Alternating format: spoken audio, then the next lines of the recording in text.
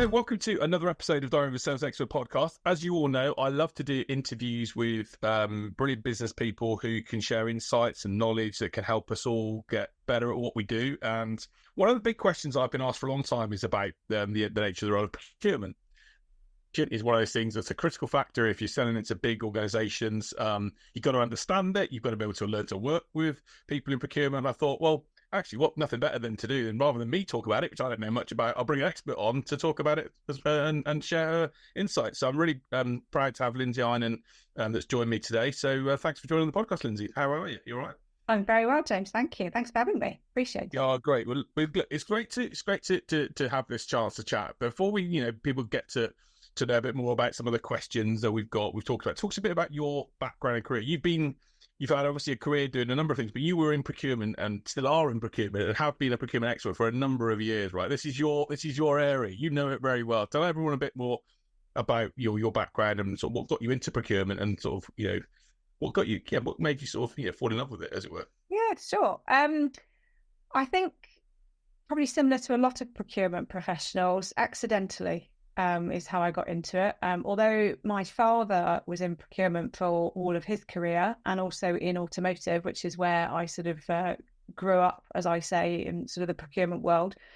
But I always wanted to work in automotive from a very young age. I think that was just from having seen, Dad coming home and talking about cars. Not a massive car person, but I just like factories. So I like some places that have a physical product that makes sense in my head and always has done. So I sort of gunned quite hard to get into an automotive company, and then sort of worked my way within a year into the procurement department. And it's now in excess of 20 years. So most of that time was with one large automotive company. I think I can name them. It's BMW. Great company to work for. And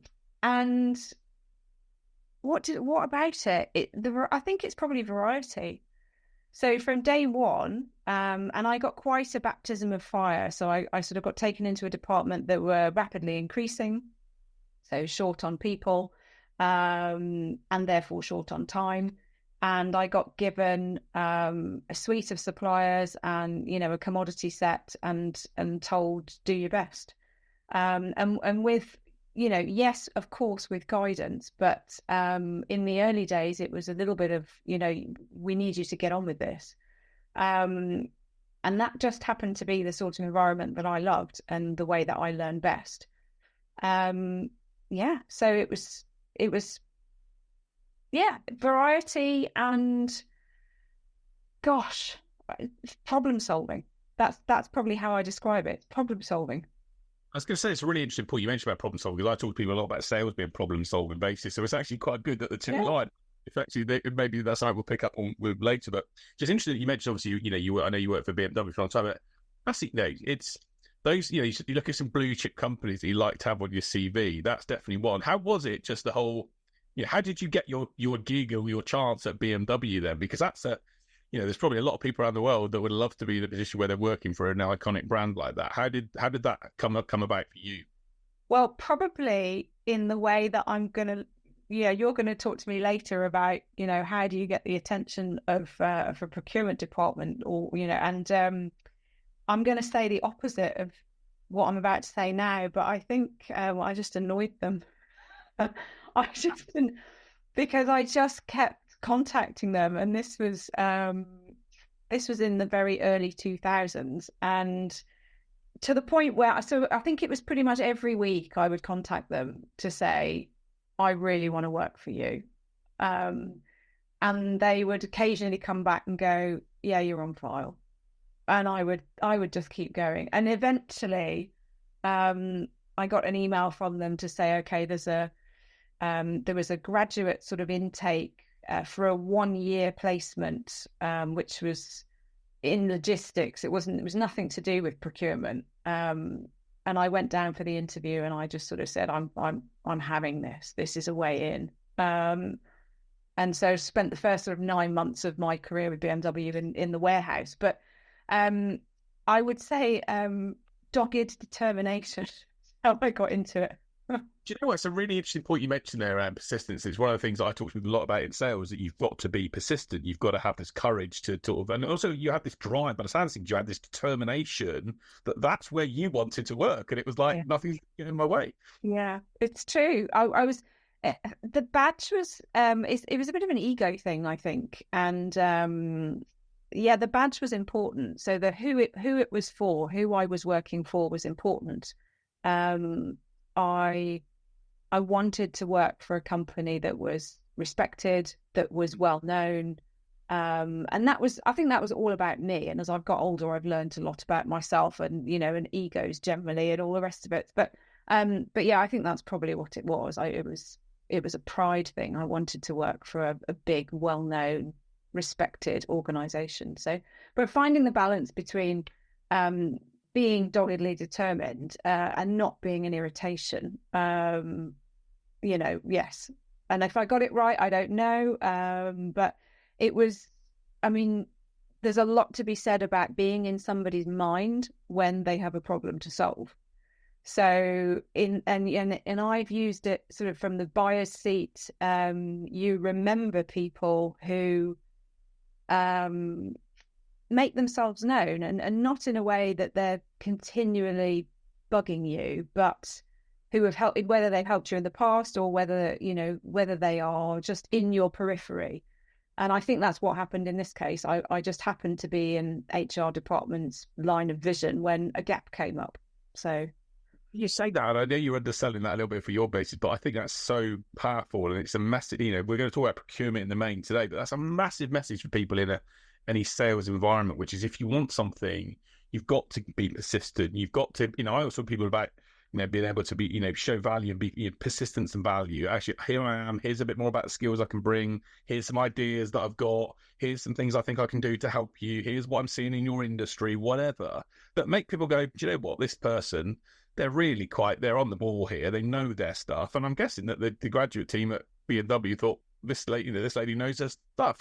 She knows what she's talking about. She's passionate about this stuff. And, I think that's a huge model for other things in sales and business, actually, to just have that consistency and persistency. So I think it's a fair point. I have my own business now. There's a lot of rejection involved, and you have to roll with that, understand that that's part of it, and keep going. Because sometimes clients that come through now for me, it's not a conversation I've had recently. It's a conversation I've had a long time ago, or it's a conversation that I've had with somebody else, and therefore they've come through somebody else. So it's just, again, it's being clear about what it is that you want, and therefore what it is that you're offering, but also being consistent with that, because people talk about you. Maybe that's what happened 20 plus years ago, is somebody was heard to say in the office, "Oh, I've got a graduate spot," and somebody else said, "Please take this girl away from me." Just get off my back. Maybe, I don't know. Just imagine the conversations now going sort of like pre-those. I mean, we're careful, like we're not telling people to stalk here, but you can imagine the conversations going, "I do not want another email from her, please. Just put her into that role and be done with it." So, yeah. But it was fairly. But there you go. It just sometimes things work out, and it just, that one just worked out, and and I stayed for a very long time. I really enjoyed being there. I was going to say to you, because obviously there's a lot of people again that would want to, the idea of working for an iconic brand like that. What were the best parts and the most challenging parts, let's say, of working for a big company or a brand like BMW? What were the best bits first? Best bits, just being part of something big. I mean, BMW is massive. I mean, it's huge. I mean, where I was sat in the Oxford plant, where there's sort of, 3,500 people, but that's one plant. And I actually don't know how many people work for BMW globally. But being part of that, sort of, and it sounds a bit cliche to say being part of a team, but very much, it was a very clear sort of sense of direction and all the rest of it. So that for me, and the people in the main, the people I worked with were phenomenal. I had a lot of fun. And being given, particularly, ironically, actually, in my earlier career, having a lot of autonomy, given a lot of authority and made to feel trusted, to get on with it. And I, really do thrive in that environment. So I think, being trusted as part of an organization to say, right, you're one of us now. So off you go. Did they make it? Did they? Empowerment was something that was big on their agenda for people that you worked with. And I was going to ask you, in those early days, did you have a mentor or someone that was sort of like guided and sort of like pulled you under their wing and really sort of supported you in those early years? Yes, I mean, absolutely. In the very early days, sort of, it was purely hierarchical. I was very lucky. I worked with some fantastic managers, most of whom were very experienced in procurement, and taught me. Were very happy to teach me everything that they knew, and allowed me, importantly, to make mistakes. So, watching from the sidelines, and obviously now with hindsight, could look back and think, yeah, they were smiling at me because they could see I was going to do it wrong. But letting me do that and it was a lesson I learned to sort of continue forward when I managed people to really allow that to happen. I've got you, not allowing anybody to do any sort of material harm, but allowing them to get it wrong, for the sake of learning. So, and then latterly, as I sort of got more senior, yes, I sort of, I had a mentor. I've still got him, actually, sort of even after exiting the business. I sort of contacted him and said, would you mind carrying on? So I talked to him, fairly regularly. I think it's an important thing to have. I mean, now obviously I coach as well as work in procurement, so I'm big on that sort of side of coaching and or mentoring. Hugely valuable from a career perspective. Hugely. Indeed. What were the most? I'm guessing the challenging part. I mean, look, we could talk about BMW, I'm sure, David. What were the most challenging parts of working for a big company like that? Just before we get into the procurement part, was there anything in particular that was like, was it one of the things I would always think to be standards are going to be high, and if you don't meet those standards, you can imagine, it's a tough place to be in that respect. Or is that not one? Yeah, I mean, standards are high. I think that's true of a lot of organisations. Good is my response to that. That just sits nicely with me. It's particularly sort of from a procurement perspective. Consistency and doing the right thing and doing it in the right way is really important, and needs to be like that. So that wasn't particularly challenging for me personally. I mean, yeah, it's very demanding, but again, that's the way it is. I think probably, and similar to a lot of large organizations sometimes aren't as agile as they would strive to be. Yeah. And I think that's probably some of the most challenging times where, particular areas, myself personally, or a particular department, we wanted to move maybe faster than the organisation was able to. And I think those were the challenging times when you wanted to get on and you had to pause and wait for the decisions to go up and then come back down, and then be prepared to go. So I can imagine challenges, I think. I assume we could be wrong. You learned some German while you were working there. Did you have to? It was German. Can you speak German? I can cobble together enough to get by. It wasn't obligatory. I wanted to learn it. So, and most people were given the opportunity if they wanted to.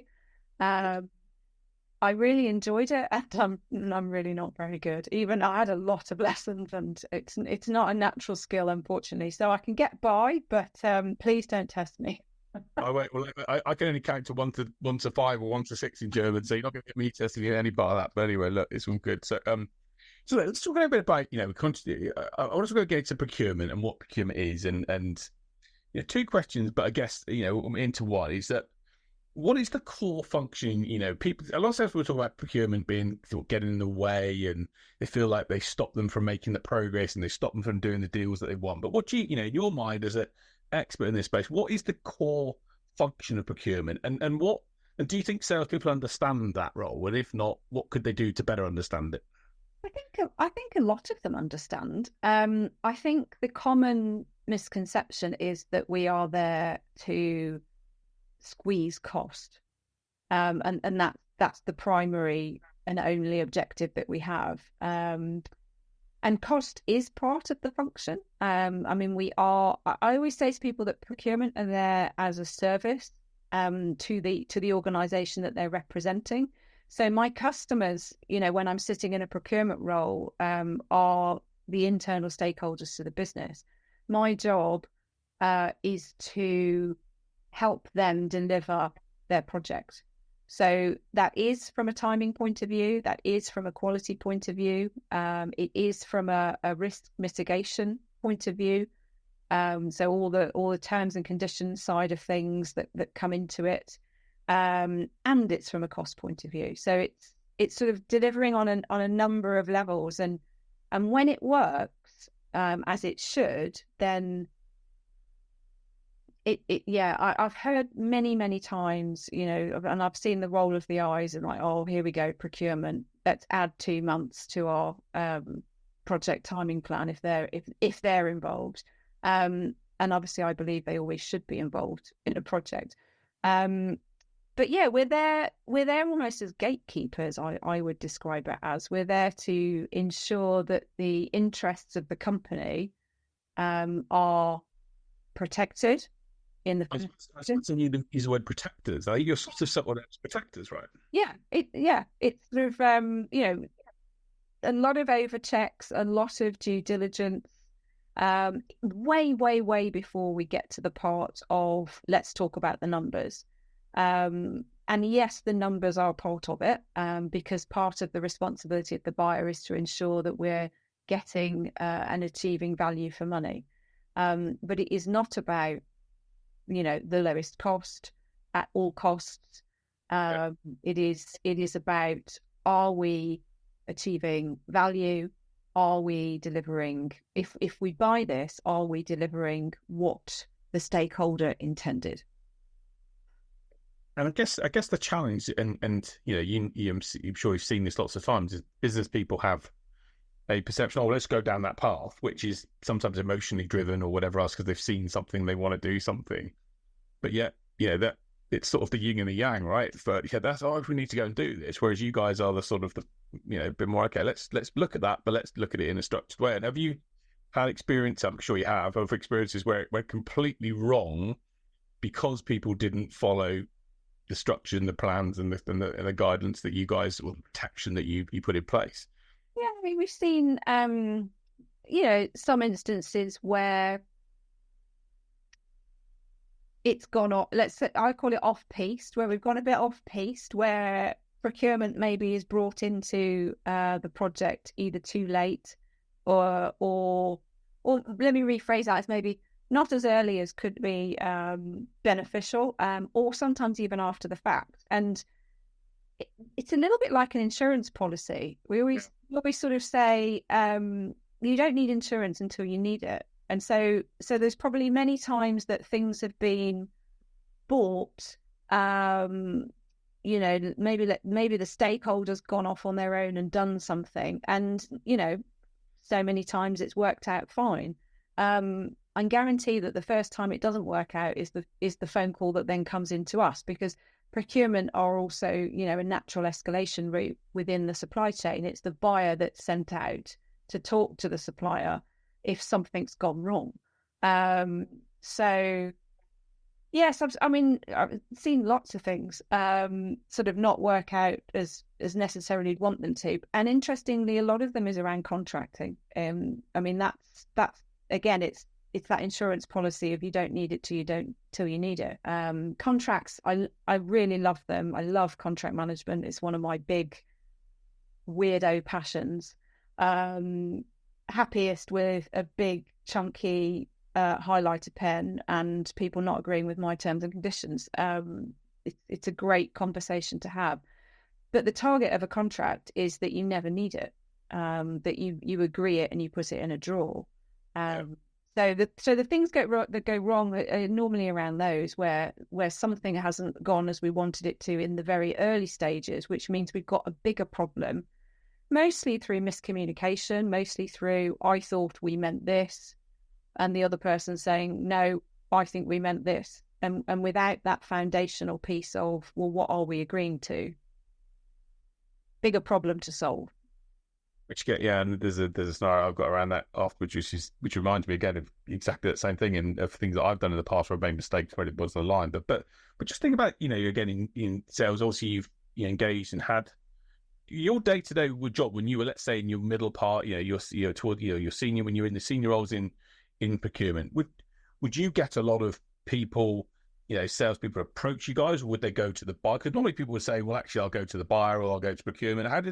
What was did you get approached quite a lot in that respect? And what are some of the worst approaches you've seen? I'm interested to know some of it, because salespeople do, unfortunately, as I would say, it's one of the reasons why I do the podcast, people get it badly wrong.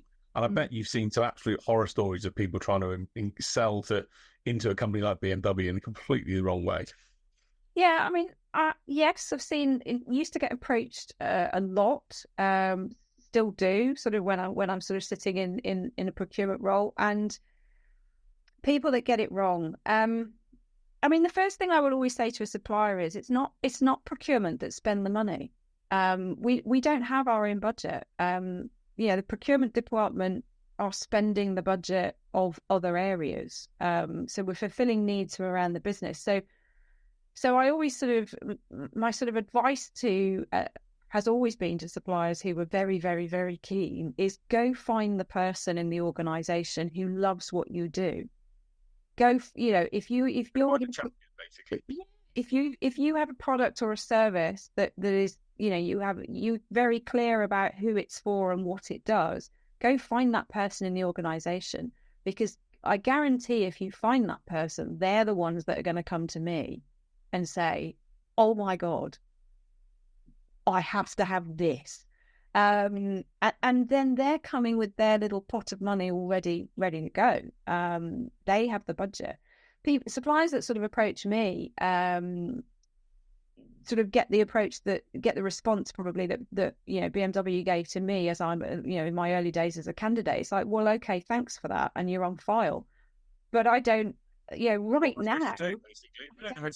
I don't have a need. It's not my need that we, and it's not often that you will find a buyer that will go out into the business and just advocate for a supplier without there being a prior knowledge of, okay, there's something coming up, or I know that so-and-so in this department has got this project sort of, in the pipeline. They physically don't have time to do that. So yes, approach. I had a lovely example of a supplier who I still talk to, who's still in my sort of thoughts in terms of if I'd got a problem, who pitched himself to me as a very generic supplier. They were a distributor, so they pretty much were sort of the middleman to, can't find something, we'll find it for you. And that was pretty much his pitch to me. But he was consistent and persistent, but in a non sort of, he actually said to me, give me the sort of the regularity that I can contact you, which is acceptable but not irritating. And I sort of once a month or something, and he did, and he stayed in contact. And then there was a time when my usual supply chain base, they couldn't find what we needed. And then you're back to this point of, okay, so, his name's Gary. Gary was in my thoughts, and I thought, right, I'll call Gary. And because he'd promised big, he sort of said, I will find you whatever you need. He sort of had his moment, and he did. He found it. So go on then, Gary, prove yourself, basically. Much. I was like, go on then, Gary. Nobody else can find it. You have a go. But it got him a supply code off the back of it. So there's a lot about deliver what you promise, and if you say you can do something, And that's, before the fact, during the fact, and after the fact. Please deliver it if you've said that you will. There's nothing more damaging for a supplier who's trying to get in, or even who's established, who mistakes happen. We all do them. I'm the first person to say that. But yeah, be careful what you commit to, because you will be held to it. And I think that's probably important. I think that's such a good point you mentioned there around about delivering what you promised, because again, in the sales world, and again, as you know, one of my passions is helping people learn to sell in the right way, not just in this selfish, narcissistic way that a lot of salespeople sell. I talk to people a lot about, if there's a three phrases I use, which is, F 'em and duck 'em, which is you sell something and you don't worry about the shit that comes back your way. There's deliver, disappoint, or there's transform and tribe. And I always say, if you actually can go in and offer a solution that says, I'll take this pain away from you and I'll take this issue away from you, and then you go and deliver to that alongside the contractual terms, people go, wow, they were great. Actually, let's do more business with them because they took our problem away and it worked and they did what they said. Yeah, and it's absolutely true. I mean, certainly in the roles that I've worked in and continue to work in, there are very few times where we work with a supplier once, and most businesses and most procurement departments are seeking to form that relationship, because it's easier, because it saves time, because it's they're a known quantity, because we have trust, because they're reliable, for all of these reasons. In some cases, because we have a contract in place that has pricing attached to it, and so we're always looking for efficiency, for want of a better word, and to have a known supply chain is a time saver, particularly when there's a problem or a crisis situation. So it would be rare that we're only ever going to use a supplier once. So we're always looking for suppliers that understand and have that mentality that they want to work with us, not, it's really not this transactional piece that I think, again, procurement sometimes get labelled with as, we're very hard-hearted, we're quite hard-nosed, we're only after the bottom line. When I train buyers and lead and manage teams, and new people start and they sort of say, well, what does it mean to be a buyer, and how do I become a better buyer, and what skills might I need to be a buyer? And I've said it's communication, because procurement, I mean, it's just, you're talking about yin and yang, it's the yin or yang, depending on which piece you're talking about, to the sales. It is a relationship. And just as the salesperson has to be able to communicate effectively, and they're always looking to, I hope, build this relationship, it's exactly what the buyer's doing, just from the other side of the table. Yeah. It's some great thoughts, and it sort of backs up a lot of the things that I talk to people about, right? Sort of doing things in this consultative way, trying to build a solution. If you want to sort of sheep dip your sales activity, you're going to do once, and if there's offers you can do, but you build a reputation for that. Whereas if you actually build a reputation as being this trusted supplier that does what they say, that communicates, that will talk through the bad and the good, because sometimes, right, I guess in a supplier environment, you have to sometimes deal with bad news, right? And I'm guessing there are times when, especially in a big company like BMW, where someone couldn't deliver the product or the service or whatever that they wanted. And I bet, it's very easy to hide, isn't it, at those points, right? But actually, the good companies stand up and say, Lindsey, I'm really sorry, we've got a problem. To the champion in the business, we've got a problem. We need to deal with this, and can you help us there? Be aware of it or whatever. Absolutely necessary. I mean, honesty, transparency, in any relationship, of any. Any type. Are absolutely key, and it's no different in any business relationship, and certainly no different in a procurement sales relationship. We rely on honesty, and I would hope, and certainly can speak for myself and for the people that I've worked with in the past and work with now, it's a key piece from a buyer to a supplier. Buyers who and if we take a negotiation situation, for example, And again, if I talk about training buyers and how to run a negotiation, you can get yourself into a lot of trouble very quickly if you make stuff up. So if from a buyer's perspective, they sort of say, well, it's this or it's nothing, you better be clear that that's true. Because if your bluff is cold and you're having to backtrack and go, oh, we actually need this supplier and I've just said it's this or nothing, and it doesn't work for me. So, I've always said to people I'm training, honesty is a very strong position to negotiate from. And I've had to deliver some very bad news to suppliers to say, you're not getting it. It's gone to somebody else this time. Whatever it might be. But it's the only way to move forward. It's in my view, the only way to work with another organisation. Oh, I agree. Just before we go into some other parts around procurement. So let's say I've created this, and I go, with all the engineers and the technicians and the people, the brilliant boffins they've got in BMW, I'm sure they don't need. But if I am the person that's created this incredible thing that I think could fit in a car right now or in whatever, what would your tips be to if someone was thinking, I want to take this into BMW? I guess your tip would be then go and find the person that's designing that car or that area or that engineer or whatever that to go and take it into, and that's your, I guess, is your tip to basically to settle into a car, into a big company like BMW or any other company like that. I mean, yeah, it's find that stakeholder, and that's if whether that's an engineer, if you're talking about a component, or I early days bought vehicle components, but latterly moved into production equipment, press equipment, but find it's the classic what you get told when you start a business. It's find what's the problem you're solving. And then who's got that problem? Yeah. Go find them. And if it's a service, if you're a service-based industry, it's exactly the same. It's who's got the problem, and go find them, and let them do the hard work inside the organisation for you. Such brilliant advice. Again, I talk to people a lot about pain follows P, or POs follow pain. Okay, so ultimately, it's just. People pay a lot in purchase orders to solve pain. Trust me.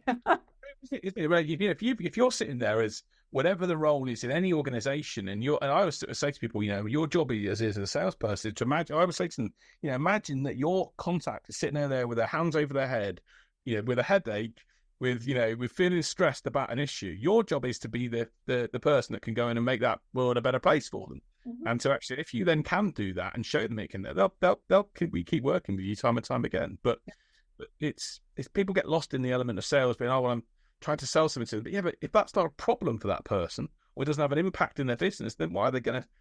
They're not going to bother listening to you, because it's like, why would they? Yep, absolutely. Look, it's so when can you remember any and maybe obviously working with the champions that you have, you mentioned you've had to take some tough decisions and make some, can you remember some examples of where people really went through the process really well, that they again, apart from Gary, which we mentioned with his directly with you guys, but where they found a champion, they engaged in the process, they understood and respected what procurement did. Have you got any other examples or good stories of people that have really done that well, and any other tips on that they did before we move on into a couple of other points? I mean, in terms of the people that found their champion internally, I mean, really the champion pulled a lot of weight for them. So whether those suppliers sort of understood procurement, probably latterly. But I would say just more generally, suppliers that get it. I think they don't, in the first instance, and most critically, just not seen as an adversary. That we're really not. We're not there to make the lives of suppliers difficult, painful, traumatic, slow them down, nail them to the floor. I've heard of had so many instances where face to face, over the phone, over video, where you can see that the person that I'm dealing with is primed for a fight. They are under an assumption that it's going to be difficult, nasty, and it's just not. It's not. So I think that would be the thing I would say is it very much can be a partnership, and I think if it's understood that, as I said, procurement are there as a service provider, to the internally to their business. But if the supplier can sort of think about it, maybe perhaps a little bit more like that we are there to deliver something, then I think there's a lot that can be done to help each other in that situation. And it's interesting. There's a stat that I was reading at the weekend actually, which makes up the reason why procurement needs to be the protected organisation, which was that 70. I was so told this 70% of enterprise technology projects fail. Okay, 70%. So if you think about that, we go back to the idea of protection. These are countless amounts of millions and billions being spent on projects here and there. That most of the reasons why it happens, communication problems on the list, lack of user involvement in requirements gathering, lack of unrealistic timelines, lack of alignment with a business's objectives. So you start to go and all these things. So that's again ultimately what procurement, that system is there to try and do, isn't it? Is to make sure all of those elements are ticked before someone makes that commitment. But so many topics can be avoided if the specification is right. I mean, that's, again, maybe it comes from my sort of love of contracts, but it's this thing around clarity again. I mean, things go wrong because people set off down different paths, thinking we're all going down the same path. You're right, in that sense, communication topic. If everybody's aligned at the beginning, what is it we're doing? Why are we doing it? In as much detail as we can, and in some cases we don't know the detail yet, but in as much detail as we can, where are we going with this? What are we looking to achieve? How will we know it's been successful? So many times I've seen specifications that just have no form of measurement in them. So, contracts are awarded or purchase orders really issued, and and then it's like, well, how is it successful? Has it delivered? How are we measuring performance? All of that is solved or could be solved up front with a clear specification, and then away we go. I think we're more on that point as well. I've learned in previous businesses exactly that. If you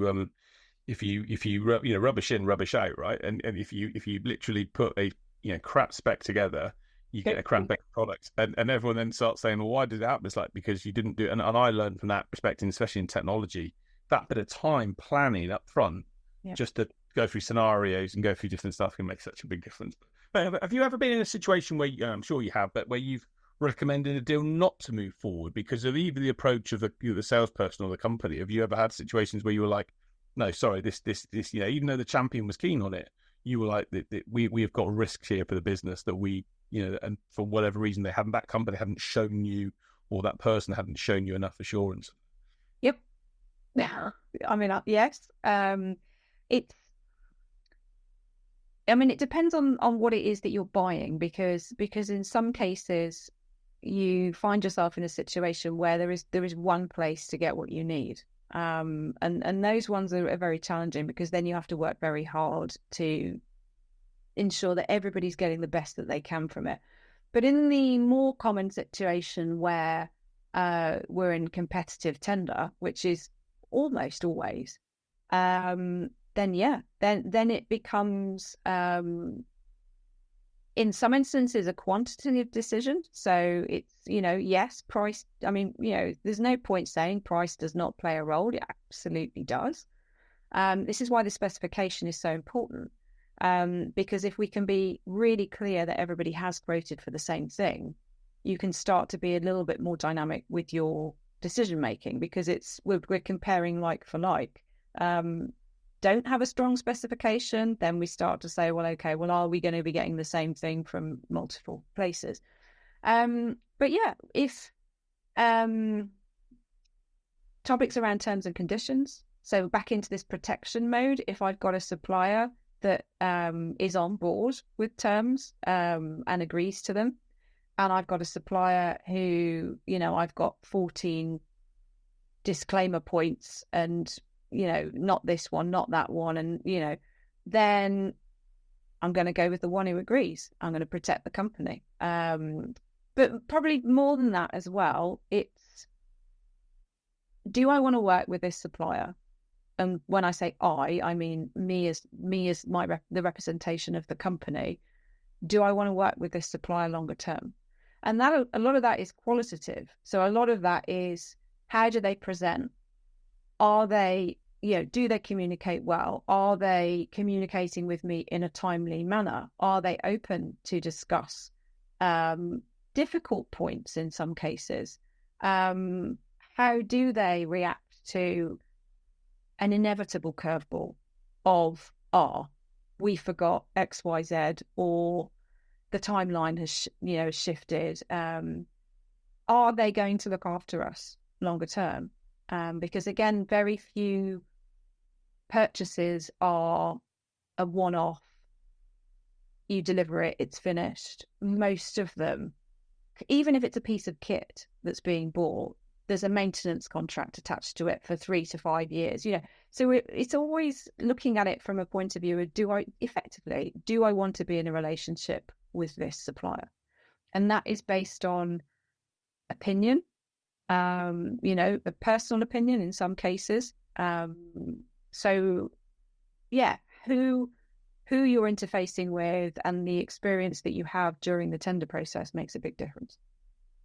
And the challenge, I guess, brilliant points that you made there. And I guess the challenge for a lot of smaller companies, especially when they're trying to get into bigger companies, because they all like this idea of, being able to work, someone, has got whatever the product or service they're offering. They'd love the idea of going and working with a corporate because, a big, there's repeat orders, there's business, there's continuity. Yeah. But the challenge for smaller businesses is actually, getting their way in and being able to, be seen as that provider. I remember a story once when I went to go and do a, it's one of my biggest sales mistakes I always say about it. And I went to present to the BBC for the BBC worldwide in my previous company, and about them using our system at the time, and they were comparing us against Salesforce. And I remember at the time the MD said, what's the difference between you and Salesforce? And I said about $2.5 billion, and they didn't like the answer. It was a big clear, but it was like, because I was a small company trying to work in a big company, so it is a challenge to do that. Is there any tips you've got on how small companies can sort of, stand their ground, stroke, be able to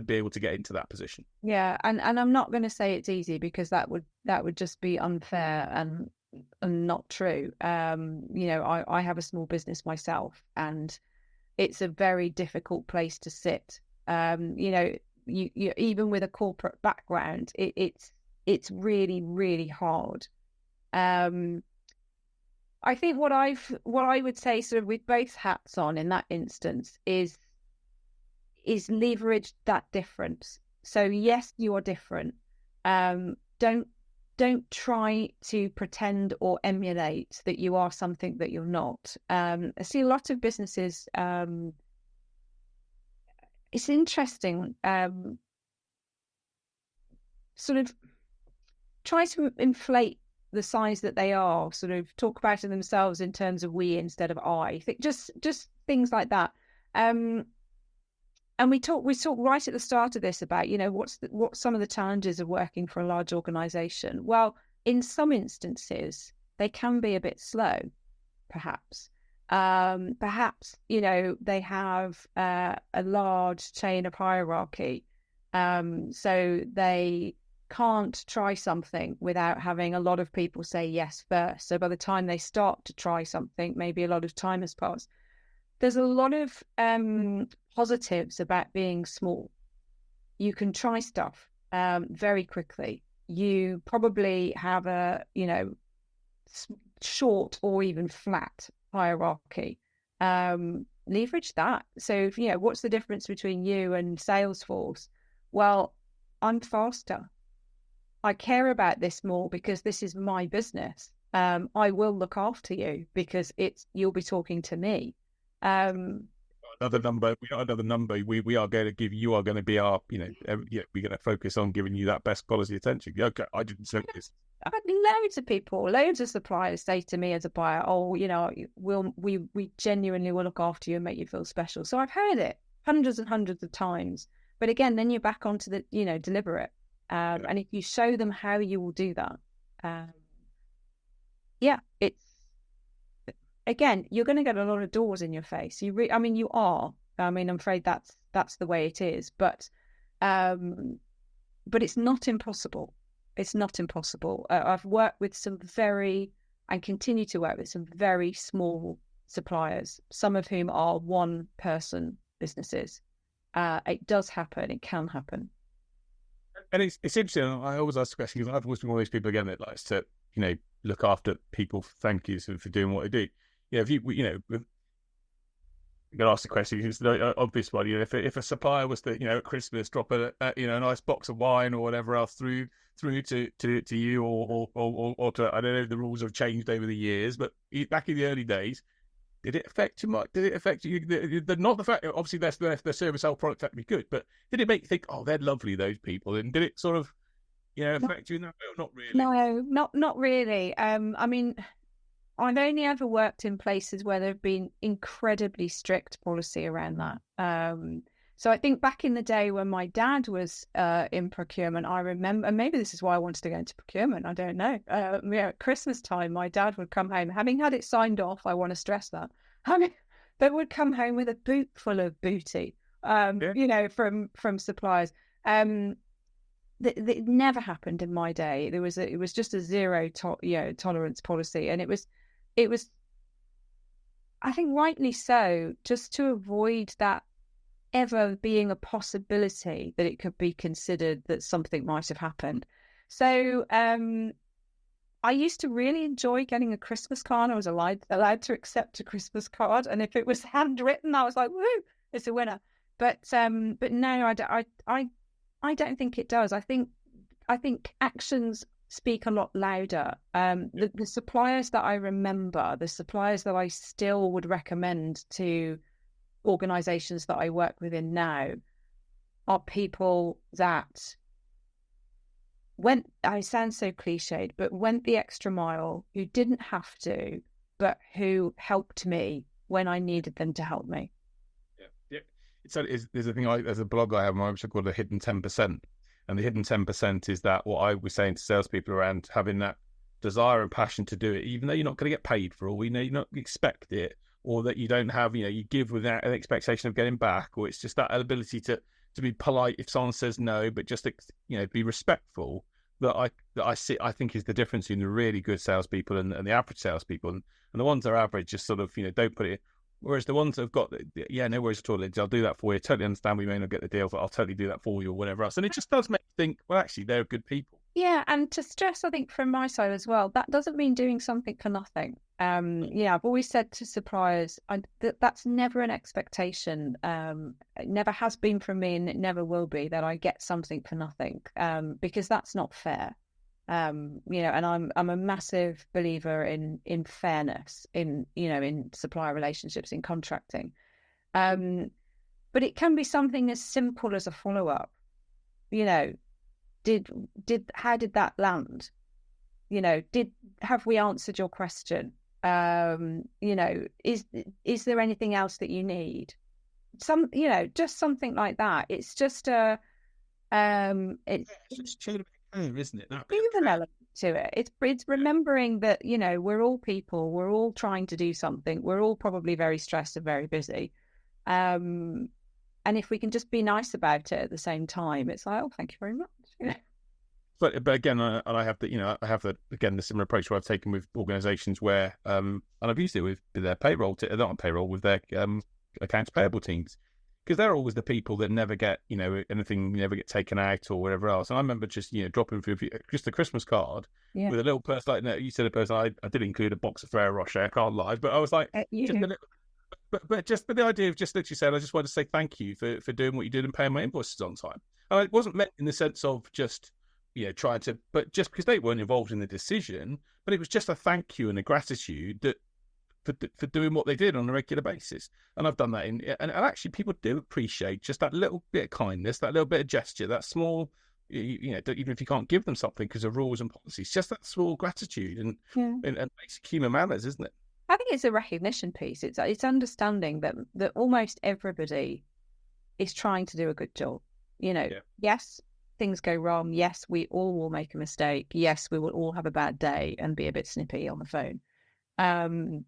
But almost everybody is there to do a good job. And so having somebody acknowledge that, whether that's internally or externally, is hugely important. Yeah, agreed. So just, conscious of time, and it's been great to chat to you about this and gone for a long time, but, just want to talk to you about AI, and obviously the world of AI is changing lots of things around the world in lots of areas. What do you think the biggest change is going to be in the world of AI and procurement, and how can people that are selling into organizations sort of, be aware of that? Is there any tips or thoughts you've got around what could be an impact for them? Yeah, God, it's not my area. But I think, and my hope would be, and interestingly, I was talking to somebody about this recently.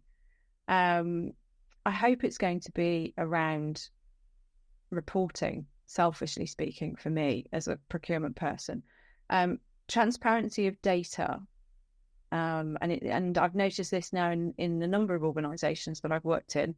Not always as you would hope it would be. So there's a lot of power for a procurement department in good, solid data, as obviously there would also be from a sales perspective. So I hope that it's going to be able to shed a little bit more light, just in terms of historically, how have we spent, what worked, what didn't work, what's coming up, forecasting, all of that sort of area. Again, it's people get frightened about it because it's, talks about taking people's jobs away. I think that there's a lot that many of us do that isn't value-added work. So I'm always keen, if there's something that can be streamlined to allow us to do something with our time in a different way that's more valuable, I'm all for that. So I think it's going to be in the number crunching, but who knows? It's also that bit around, I always say to people that the last part that a robot will do, I think, will be to build human relationships.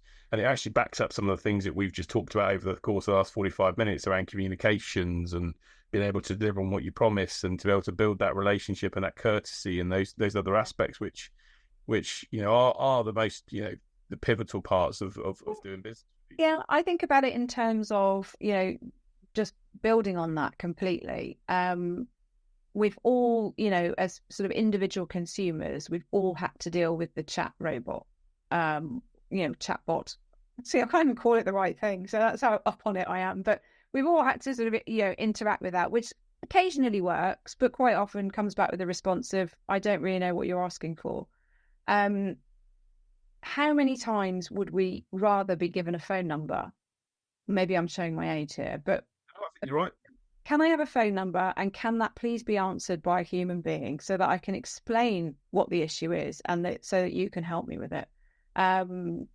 So I think that whilst that is wanted, I don't think humans have got too much to worry about, other than, I did have this conversation. Be careful what you're teaching AI, because it is overtaking us in terms of intelligence. So, if you, that was the podcast that one of the many podcasts that Mo Gordat was on. And he was sort of talking about it and sort of saying, bring it up like it would be, like it is a child. Probably not a child anymore, but because one day it will be the adult. And it will remember what you've taught it. So it's just those sci-fi films that you watch, isn't it, where you sort of see the robot overtaking us, and you do sort of have I am one of those weird people that sort of thanks Google, or I have used AI here and there, and I do say thank you because I've always got these words ringing in my ears that be polite because it might one day be ruling the world. All right, and you don't want to be perfect at you. So look, lot of really great insights, and thank you for your time today. And you mentioned about podcasts. Any favourite books or podcasts that you obviously that have used from your business career. I know you coach now, mentor now. Anything in particular, it's really useful. For me to look at, but also for others that you found inspiring that have helped you on your journey over the last few years. So I was trying to steer away from the ones that everybody's heard of. So podcasts, I normally listen to podcasts more in the areas of sort of personal and professional development as opposed to, procurement. I have enough of that sort of during the day. So there's a great podcast called Being Human, which I would definitely recommend to listen to. So varied in terms of who they have on and what they talk about, but a good fun one as well. And then books. I was thinking about this, and I am an avid reader, and I sort of rotate between, I do one novel first, and then I go one sort of non-fiction after that. But the one that's probably that I've talked about the most recently is Rebel Ideas. It's not a new book. Matthew Syed. Yeah. I like it, I think, because on some level, I mean, it's basically about diversity and leadership and diversity and decision making. But I like it because I've been sort of working on a theme for a while about changing your mind, and how being able to change your mind about something is a very smart thing to be able to do. Very apt in this political time that we're living in with a general election coming up. I think a lot of people get trapped into, well, I made my mind up and that's it. And I think there's a lot of strength in being able to change your mind about something. And that book, I think, sort of plays on that theme quite a lot. So those would be my top two. I love those two, and it's a really great point that you say of not being so focused and myopic and just focused on one thing. And I always have conversations with people that say, if you can come into any conversation with, I think this at the moment, but if you want to show me differently, if you want to give me data or insights, or I'm proud to say there's loads of things that I've changed my mind on based upon on different data and that I've been getting. And it's interesting that, so Matthew Syed, I've not read Rebel Ideas, but I've read Black Box Thinking, which was his first book, which was all around, again, how the health service, and was one of it was, people get treated by failure, and they get pushed down the path that failure is a bad thing, and therefore we're only going to then, we're going to castigate and criticize and that thing. People, then don't be open and honest. Whereas actually, if you can be open and say, actually, we got this wrong, and this is where we got it wrong, and we're going to improve from it. And he talks about the airline industry being an incredible group of organizations that basically, when there's a point of failure, they solve it because it's people's lives at risk. And I guess it's the same principle, isn't it? It's having that ability to adapt and change and adjust just your thought process. It's how you improve. It's how you improve as an individual. It's importantly as well how you improve as an organization. If you're an organization that says we listen to our employees, we trust our employees, we're interested in what our employees have to say, then by default you have to be an organization who can admit we got that wrong. We're going to change direction. We need to do something different. We might be in the leadership role, but actually, we don't know. All of these things, they're vital. Oh, I love it. So look, we'll come to the end. So any final sort of 2 or 3 tips? I know you covered a lot. We talked about communication, and we've talked around sort of doing what you say, whatever. But any final 2 or 3 tips for anyone that's in a sales role that's engaging with procurement as part of by the sounds of things, it's get your champion, find your owner in the business, and don't fight procurement. Work with them and understand their role is to protect and to support the organisation, but don't try and have this sort of battle with them and try and sort of fight them, because that's probably going to just end up causing great issue for both sides. Anything else that you talk about as a summary to how you... I think that's the key one. And then I would say just touching on that stereotypical point that we're here, all we're interested in is saving money. But to mention that and to say that there remains a lot of awkwardness around talking about money and talking about pricing. And I had this conversation really recently where I said I won't apologize for one of my buyers asking about the price. That's part of their role. That's part of their function. And I will always support them in that conversation. So I'd say, come with us on that as well. And if the answer's no, that's okay. Say so. But I would say, please don't be offended when a buyer wants to talk to you about the price, because that is part of what they do.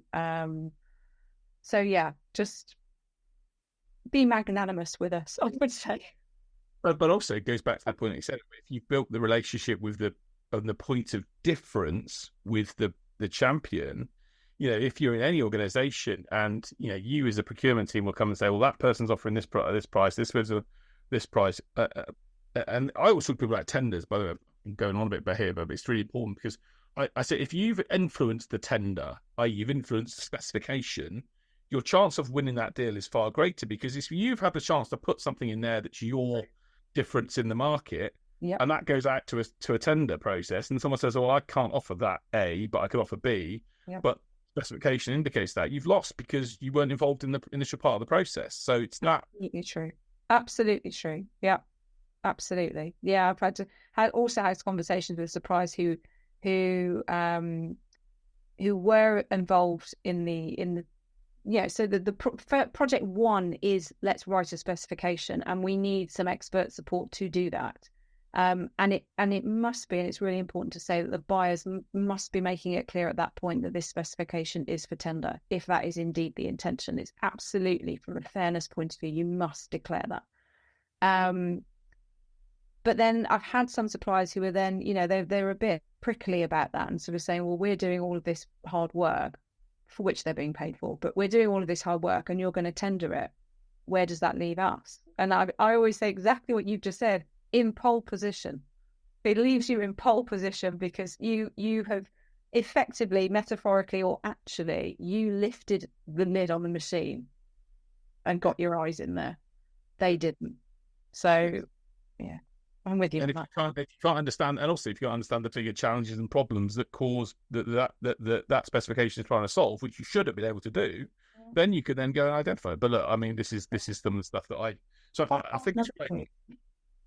Great, because the line that it's, I've always, you may have seen some of the stuff I do, I've had a passion about doing sales in the right way, but also being aligned to I always talk about three things: problem, impact, and priority. If you focus on POs, follow problems. If you solve problems for people, then deliver. And it doesn't matter whether you're big or small. If you've got that small niche bit of difference that can save time or make increase money or whatever for big organizations, whether they're BMW or any, are always going to want to look at things that can make them more efficient or help them grow or get bigger and better. So if you can come in with that point of difference, then you're going to be in a good position. And then procurement will, they'll test you, but they'll maybe just support you in part of that process to get things done, because it's in, like you said at the start, you're a customer of the business. You want it to ultimately be right for the business. Absolutely. Yeah. Amazing. Well, look, Lindsey, thank you so much. And where can people reach you? What's the best way for people to, if anyone's, I'm sure there might be a few people that have some questions. If they are, then I don't want to sort of give you your email. But best place to reach you on LinkedIn, or where's the best place to reach you? LinkedIn is where I am, mostly with a coaching hat on LinkedIn. But that's probably the easiest place to find me. Otherwise, it's the website, which is starttothrive.me. Brilliant. What we'll do is we'll share those links in the podcast episode as well, so people have got access to be able to. I'm sure I always hate the term "pick your brain" because it feels like a bit of an audible phrase, but I'm sure that I have said to you before about how I think there's a lot of people that just need to understand the process better. So if you do, I'm sure and you share lots of great stories and articles and stuff on LinkedIn. So I'm sure if you're happy to be able to connect you on LinkedIn, we'll put a link to your profile there and let people do it from there. No problem at all. No problem. Brilliant. Well, look, thanks you so much for giving up your time today. It's really appreciated. I hope everyone's enjoyed it. I found it fascinating to understand more about process and how it happened. And I'm glad that the way I try and sell is definitely in line with how procurement. We're talking to procurement experts, so that's a good sign. But it means we just got to do more to make sure we find our point of difference and get in and engage with our champions as well, which is good. But look, thank you so much for your time. I really appreciate it. And have a great rest of the evening. Thank you very much. Thanks, Lindsey. There was Lindsey Eynon with a brilliant episode on how to basically understand procurement. So if you are in sales and a sales role or selling into organizations, there you go. What Lindsey's just shared, that incredible value. Build champions, find your point of difference, communicate effectively, don't be an adversary, to them and be in a position where you can do those human things and you get great results. So that's it for this week's edition. Thank you so much for listening to the podcast as ever. If you have enjoyed it, please like and share it with others so we can help sales professionals and businesses everywhere get the results they want for their own good success. But until next week, I'll see you soon.